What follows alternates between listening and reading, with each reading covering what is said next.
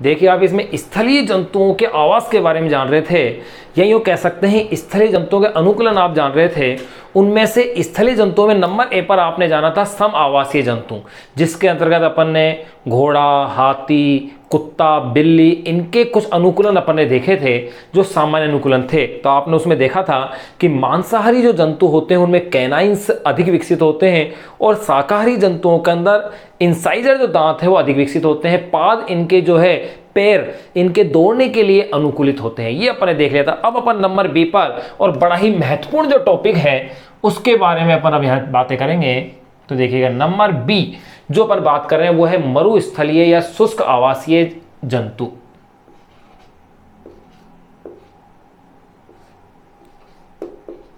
मरुस्थलीय या शुष्क आवासीय जंतु। मरुस्थलीय या शुष्क आवासीय जंतु होते क्या? सबसे पहले अपन इसको एक डिफाइन कर लें कि ये एक्चुअल में है क्या, या अपन इसे किसे कहते हैं। तो देखिएगा, ऐसे जंतु जो उष्ण और शुष्क आवास में निवास करते हैं। देखो इंपॉर्टेंट टॉपिक है, एक एक बिंदु आपको याद रखना है। इसको याद रखने का तरीका सिर्फ यही है कि आप इसका सबसे अच्छा एग्जांपल है ऊंट।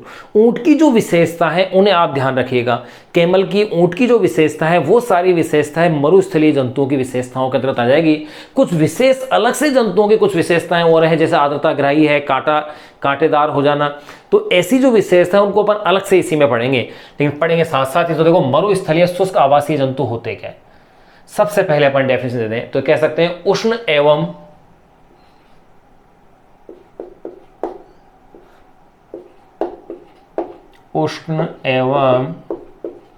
शुष्क आवास में पाए जाने वाले जंतु, एवं शुष्क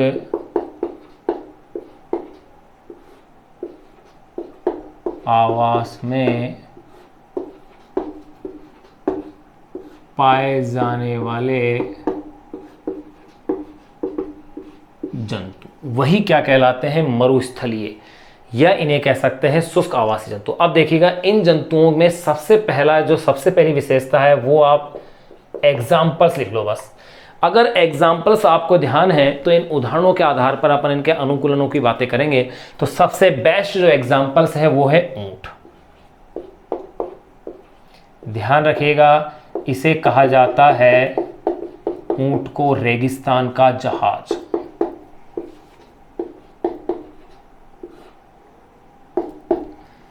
और यही इसका सबसे बेस्ट एग्जाम्पल है। इसकी जो विशेषताएं हैं उन विशेषताओं की अपन चर्चा करेंगे। अगला एग्जाम्पल अपन ले लें इसमें फ्राइनोसोमा।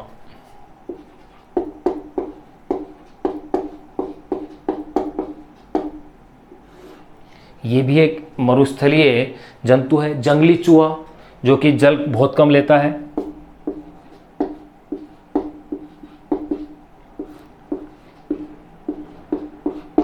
जंगली चूहा, तो देखिए आपने क्या क्या रेगिस्तान जंतुओं में देखे, ऊंट जिसे अपन रेगिस्तान का जहाज कहते हैं, फ्राइनोसोमा जंगली चूहा, इसका हुआ मोलॉक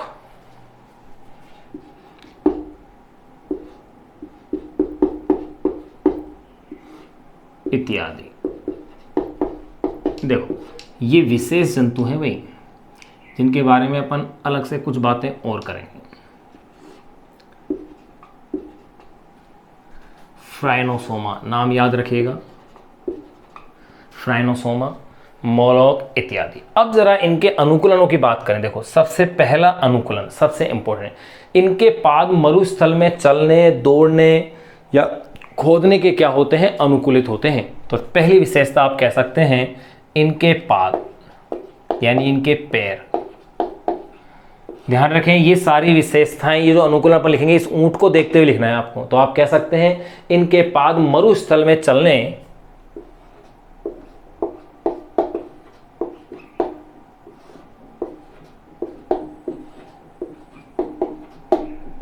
इनके पाद मरुस्थल में चलने, दौड़ने,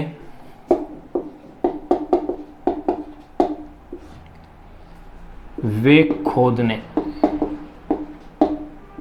इसे बिल खोदना होता है मिट्टी के अंदर, हेतु रूपांतरित होते हैं।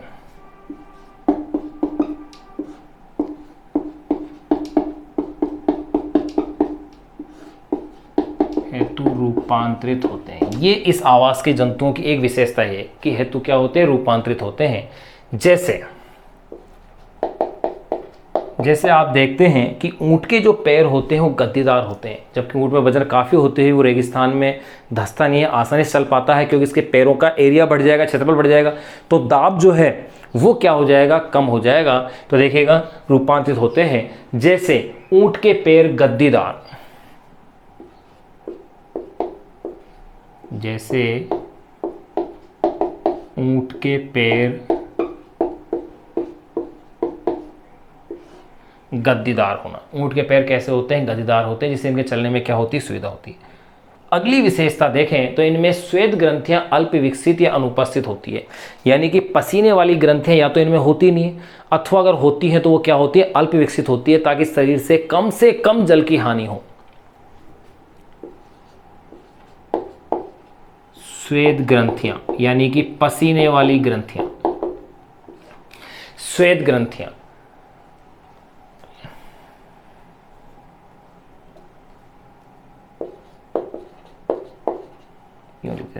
श्वेत ग्रंथियां अल्प विकसित या अनुपस्थित होती है।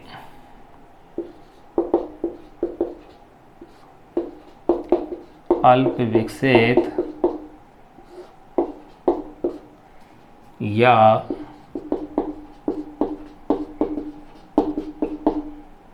अनुपस्थित होती हैं। श्वेत ग्रंथियां अल्प विकसित या फिर कैसी होती है, इनमें अनुपस्थित होती है।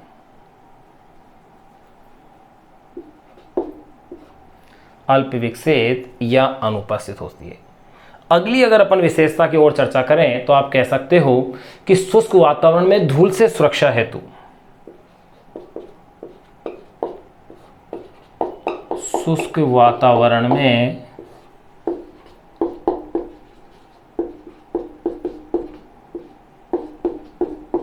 धूल से सुरक्षा हेतु, शुष्क वातावरण में धूल से सुरक्षा हेतु नासा छिद्र छोटे छिद्रों में परिवर्तित हो जाते हैं। नासा छिद्र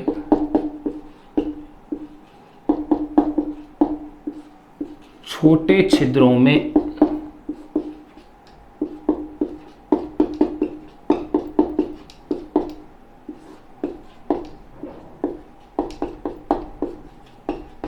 परिवर्तित हो जाते हैं। शुष्क वातावरण में धूल से सुरक्षा हेतु नासा छिद्र छोटे छिद्रों में क्या होते हैं, परिवर्तित हो जाते हैं। और इसका सबसे अच्छा एग्जाम्पल्स क्या है, ऊंट है, में परिवर्तित हो जाते हैं या तो छोटे छिद्रों में परिवर्तित हो जाते हैं या वाल्व द्वारा सुरक्षित रहते हैं,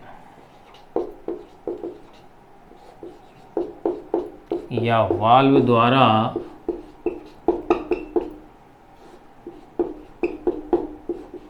सुरक्षित रहते हैं। और ये गुण पाया जाता है ऊंट के अंदर। जैसे ऊंट, क्योंकि अपन सारी विशेषता एक तरह से ऊंट की ही पढ़ रहे हैं, ध्यान रखिएगा।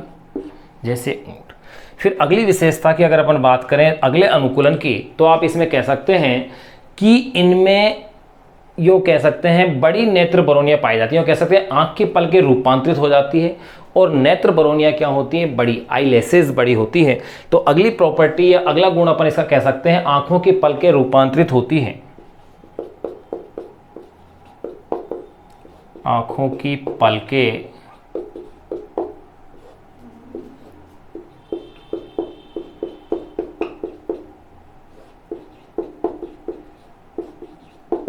आंखों की पलकें कैसी होती हैं, इनकी रूपांतरित होती है। अब आंखों की पलकें रूपांतरित होती है, इससे क्या फायदा है कि रूपांतरित होकर के इनमें बड़ी नेत्र बरौनी पाई जाती है। आंखों की पलकें रूपांतरित होती है और बड़ी नेत्र बरौनी पाई जाती है। इससे यह लाभ होगा कि जो रेगिस्तानी क्षेत्र की जो मिट्टी है वो आंखों में जल्दी से नहीं जा रही। तो देखिए आपने क्या अनुकूलन लिखा, आंखों की पलकें रूपांतरित होती हैं और बड़ी नेत्र बरौनी पाई जाती है। रूपांतरित होती है, आंखों की पलकें रूपांतरित होती है, और इनमें यूँ कह दो, और इनमें बड़ी नेत्र बरौनी, आंखों की पलकें रूपांतरित होती है और इनमें बड़ी नेत्र बरौनी, नेत्र बरौनी यानी आई लेसेस पाई जाती है।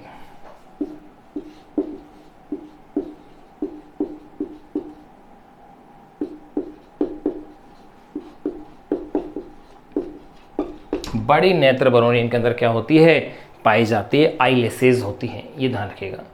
फिर इसके बाद अगला जो विशेषता आप देखो, अपन ऊंट को पढ़ रहे हैं, आप ऊंट रेगिस्तानी जंतु है, यानी जल के संग्रहण में जल का मैक्सिमम, जल का संग्रहण करते हैं, जल का क्षय बहुत कम करते हैं। जल के संग्रहण के लिए इनका जो आमाशय है उसमें रूमेन के रूप में एक क्षेत्र पाया जाता है, जिसमें कि अधिकांश जल का क्या कर लिया जाता है, संचय कर लिया जाता है। तो ये भी विशेषता आप नोट कर लीजिए कि इनमें जल संग्राहक अंग, इनमें जल संग्राहक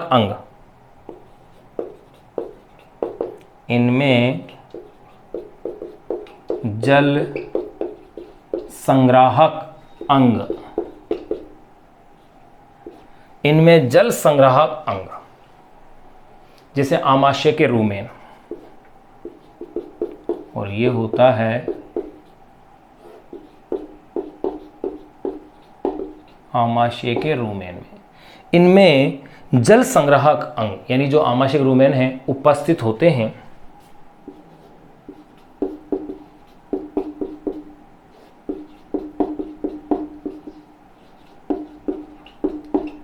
इनमें जल संग्राहक अंग यानी आमाशय के रूमेन उपस्थित होते हैं, जो जल भंडारण का कार्य करते हैं।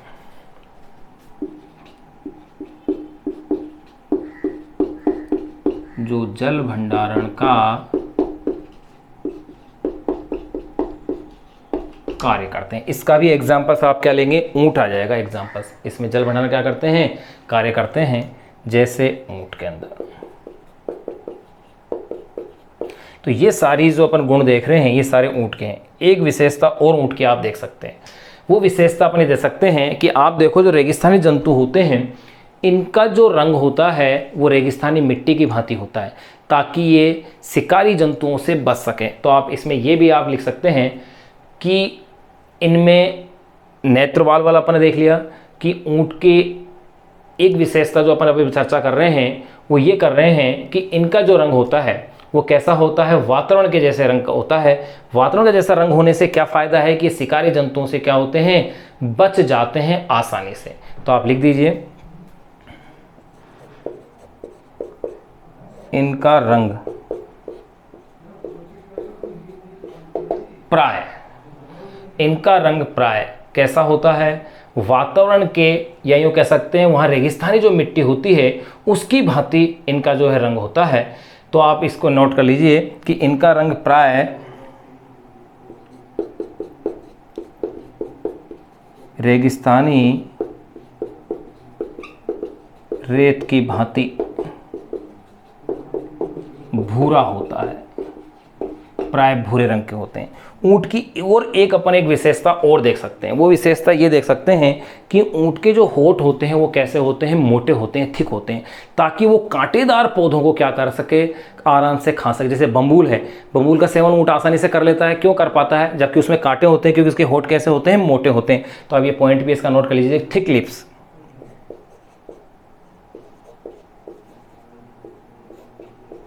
Thick lips for prickle plants, यानी कि इनके जो होंठ हैं वो कांटेदार पौधों के लिए कैसे होते हैं, मोटे होते हैं, या कह सकते हैं प्रिकली प्लांट्स कह सकते हैं।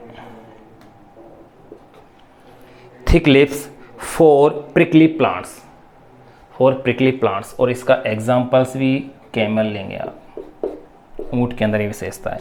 तो देखिएगा आप देख रहे थे कि मरुस्थलीय या शुष्क आवास के जंतु की अपन बातें कर रहे थे। शुष्क उष्ण एवं शुष्क आवास में पाए जाने वाले जो जंतु हैं उनको अपन ने मरुस्थलीय जंतु कहा था। इसका एग्जाम्पल है ऊँट, जिसे अपन रेगिस्तान का जहाज भी कहते हैं। फ्राइनोसोमा, इसे अपन आगे जानेंगे इसी में। जंगली चूहा है, मोलोक है, इसके बारे में अपन अभी जानेंगे। पहले अपन जो विशेषताएं देख रहे हैं, पहली विशेषता वो है इनके पाद मरुस्थल में चलने, दौड़ने और खोदने हेतु रूपांतरित होते हैं, जैसे ऊँट के पैर गद्दीदार होना सबसे अच्छा एग्जाम्पल है। दूसरा आपने देखा कि श्वेत ग्रंथियाँ यानी पसीने वाली जो ग्रंथियां हैं वो अल्प विकसित अथवा अनुपस्थित होती है। फिर देखिएगा शुष्क वातावरण में धूल से सुरक्षा हेतु नासा छिद्र कैसे होते हैं, इनके छोटे छोटे छिद्रों में परिवर्तित हो जाते हैं या वाल्व द्वारा क्या रहते हैं, सुरक्षित रहते हैं। इसका एग्जाम्पल है ऊँट। फिर देखिएगा अगला, आंखों की पलकें रूपांतरित होती है और इनमें बड़ी नेत्र बरूनी पाई जाती है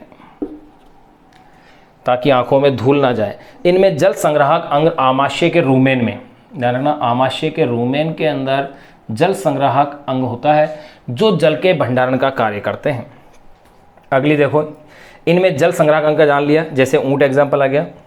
इनका रंग प्राय रेगिस्तानी रेत की भांति भूरा होता है, इसका भी एग्जाम्पल्स आप ले सकते हैं। कौन है? ऊँट। फिर देखिएगा थिक लिप्स यानी कि मोटे होठ होते हैं प्रिकली प्लांट्स जो कांटेदार पौधे होते हैं उनके लिए इनके होठ क्या होते हैं, थोड़े से मोटे विकसित होते हैं। एक बार आप इसे नोट कीजिएगा। कुछ विशेषताओं की बातें अपन इसकी और करेंगे कि जैसे इनका जो मल होता है वो ठोस होता है, मूत्र है वो कैसा होता है, गाढ़ा होता है, और रेप्टाइल्स जो होते हैं इन क्षेत्रों के, रेगिस्तानी क्षेत्रों के, वो यूरिक एसिड, गाढ़ा यूरिक एसिड यानी कि सांद्र यूरिक एसिड के रूप में अपना उत्सर्जित पदार्थ क्या करते हैं, उत्सर्जित करते हैं। एक बार आप इसे नोट कीजिएगा, फिर अपन इसकी कुछ विशेषताओं को और अपन जानेंगे। आप इसका स्क्रीनशॉट भी ले सकते हैं, एज इट ऐसे कैसे इसे आप नोट भी कर सकते हैं।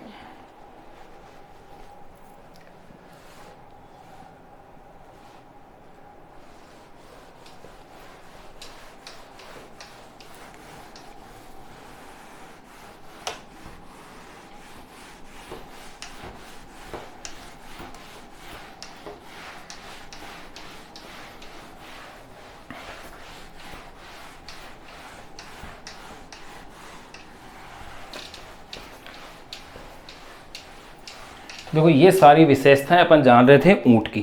अब देखो रेगिस्तानी क्षेत्र की और जंतुओं की और कुछ विशेषताएं और जाने अपन। आप कह सकते हैं कि ऊँट का कुबड़ जो होता है चर्बी के रूप में भोजन का क्या करता है, संचित रहता है।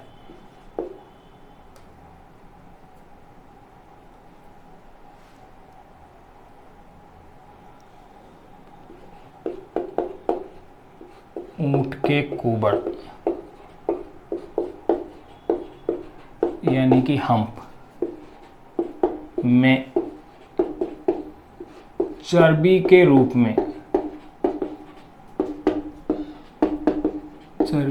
में भोजन का संग्रहण होता है। ऊँट की जो कुबड़ होती है उसमें चर्बी के रूप में भोजन क्या रहता है, संचित रहता है। ये एक अपनी विशेषता और अपन ने देख ली है। अगला देखें, वही ऊँट की बातें चल रही सारी। मल ठोस एवं मूत्र गाढ़ा होता है। मल ठोस एवं मूत्र गाढ़ा होता है। ये इस क्षेत्र के जंतुओं की विशेषता है। मल ठोस एवं मूत्र कैसा होता है, गाढ़ा होता है, जिससे शरीर से जल की हानि कम होती है। जिससे शरीर से जल की हानि कम होती है। मल ठोस एवं मूत्र गाढ़ा होता है, जिससे शरीर से जल की हानि क्या होती है, कम होती है। फिर अपन और विशेषताएं इसकी देखें। देखो कुछ अधिकांश जो प्राणी होते हैं रेगिस्तानी क्षेत्रों के, वो यूँ कह सकते हैं रात्रिचर होते हैं, क्योंकि दिन की गर्मी से बचे रहने के लिए वो अधिकांश रात्रि में ही क्या करते हैं, रात्रि में अपने बिलों से निकलते हैं, और कह सकते हैं रात्रि में ही विचरण करते हैं अधिकांश जो जंतु हैं। लेकिन पहले इस पॉइंट को पूरा कर लें अपन। मल ठोस एवं मूत्र गाढ़ा होता है, जिससे शरीर से जल की हानि क्या होती है, कम होती है। यहाँ कह सकते हैं यहाँ के जो रेप्टाइल्स होते हैं, यहाँ के रेप्टाइल्स यानी रेंगकर गति करने वाले जंतु, यहाँ के रेप्टाइल अर्ध ठोस यूरिक एसिड के रूप में, यहाँ के रेप्टाइल्स अर्ध ठोस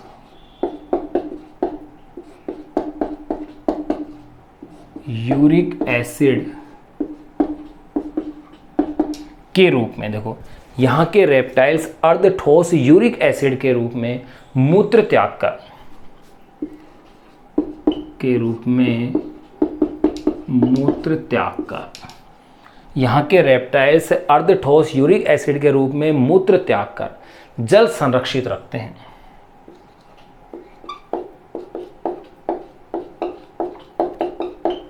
जल संरक्षित रखते हैं।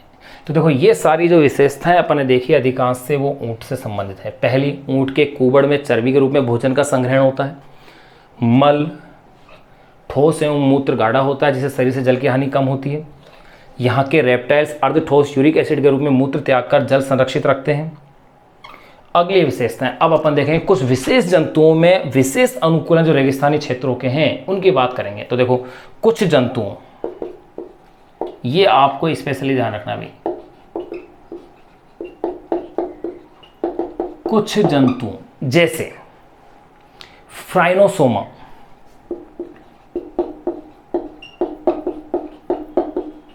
कुछ जंतुओं जैसे फ्राइनोसोमा के शरीर, कुछ जंतुओं जैसे फ्राइनोसोमा के शरीर पर कांटे अथवा सल्क पाए जाते हैं, के शरीर पर कांटे अथवा सल्क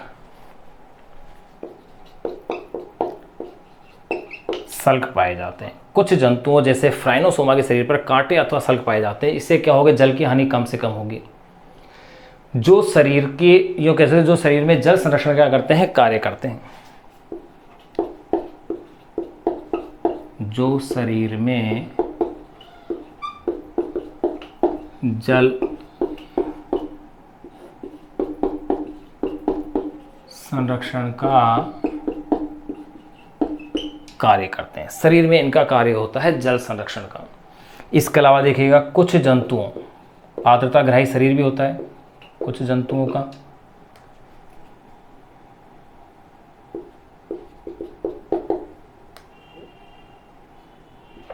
कुछ जंतुओं जैसे मोलोक,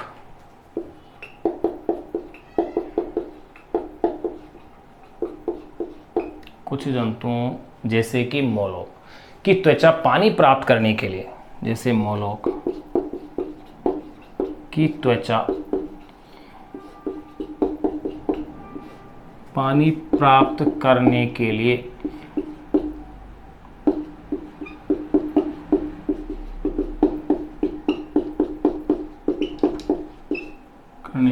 आर्द्रताग्राही हाइग्रोस्कोपिक, पानी प्राप्त करने के लिए क्या होती हैं, आर्द्रताग्राही, ये कह सकते हैं हाइग्रोस्कोपिक होती है, आर्द्रताग्राही होती है। कुछ जंतु जैसे कि मोलोक, इनकी त्वचा कैसी होती है, आर्द्रताग्राही होती है। फिर एक पॉइंट अपन लिखना जो मिस हो गया था कि अधिकांश प्राणी कैसे होते हैं, रात्रिचर होते हैं। मरुस्थल के अधिकांश प्राणी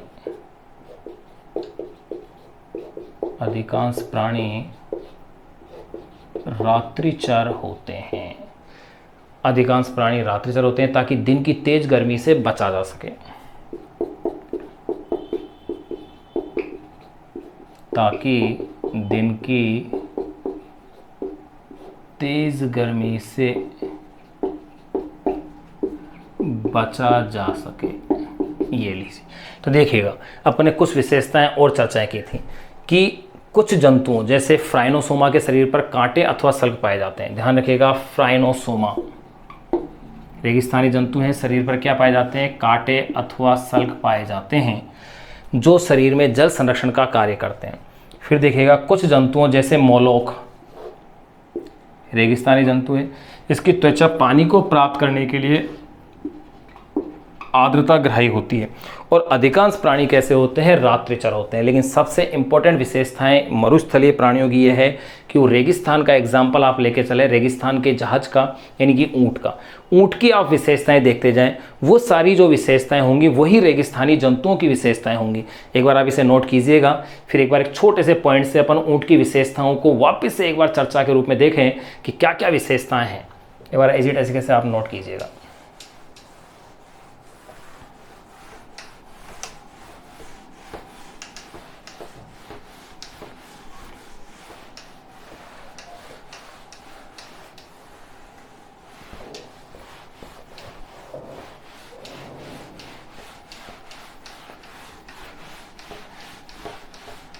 अब देखो, अगर अपन पर्टिकुलर अगर ऊँट की ही देखें कि जिसे अपन रेगिस्तान का जहाज कहते हैं, तो देखिएगा उसमें क्या विशेषताएं उसके अंदर पाई जाती हैं, उन जरा अपन विशेषताओं की अपन चर्चाएं करें तो देखिएगा। ऊँट, या इसे आप कह दीजिए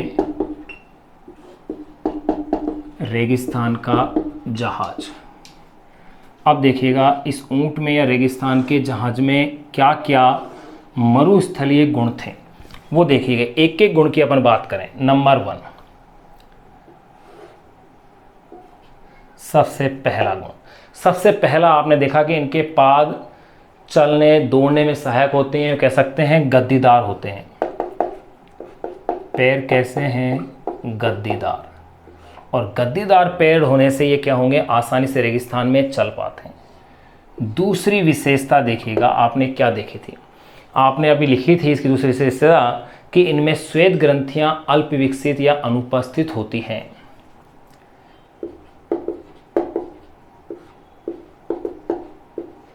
श्वेत ग्रंथियां अल्प विकसित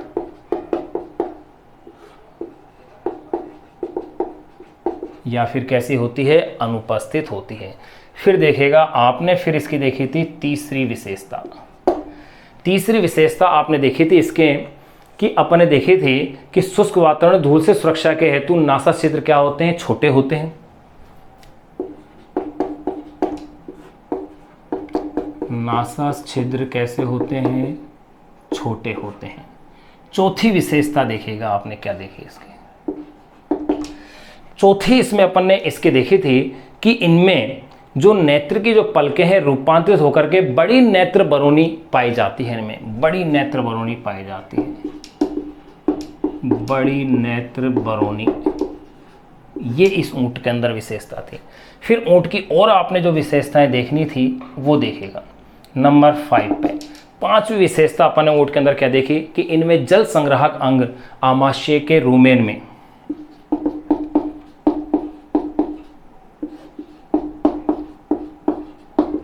आमाशय के रूमेन में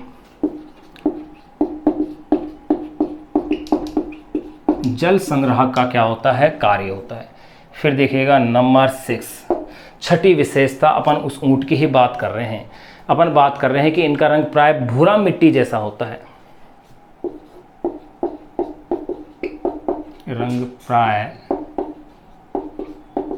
भूरी मिट्टी के जैसा इनका क्या होता है, रंग होता है। फिर देखिएगा 7वां कैरेक्टर, इस ऊँट की ही विशेषता कर रहे हैं कि इसमें क्या होती है, कुबड़ पाई जाती है, हम्प होती है, जिसमें कि भोजन का क्या रहता है, संचय रहता है। एक और विशेषता आपने देखी थी कि नंबर 8, मल ठोस व मूत्र गाढ़ा होता है। यहाँ अपन ने ऊँट की 8 विशेषताएं जो देख ली, जो कि रेगिस्तानी जंतुओं की विशेषताएं हैं। एक विशेषता और आपसे मिस हो रही है, वो और देख लें कि नंबर 9, थिक लिप्स, मोटे क्या है इनके होठ होते हैं, ताकि ये प्रिकली जो प्लांट्स होते हैं, कांटेदार जो वृक्ष होते हैं, उनको आसानी से खा सके। तो देखो ऊँट की विशेषताएं, ऊँट या रेगिस्तान के जहाज की। पहली विशेषता, पैर कैसे हैं इनके, गद्दीदार होते हैं। दूसरी, श्वेत ग्रंथियां अल्प विकसित या अनुपस्थित होती है। पसीने ग्रंथि, नासा छिद्र छोटे होते हैं या वाल्व के द्वारा ढके होते हैं, एक तरह से कह सकते हैं, या वाल्व द्वारा क्या रहते हैं, सुरक्षित। छोटे या और कह सकते हैं वाल्व द्वारा सुरक्षित। चौथी, बड़ी नेत्र बरौनी होती है नेत्रपल के रूपांतरित होकर के, ताकि जो रेगिस्तानी धूल है वो जाए नहीं आंखों के अंदर। आमाशय के रुमेन में जल संग्राहक का कार्य होता है।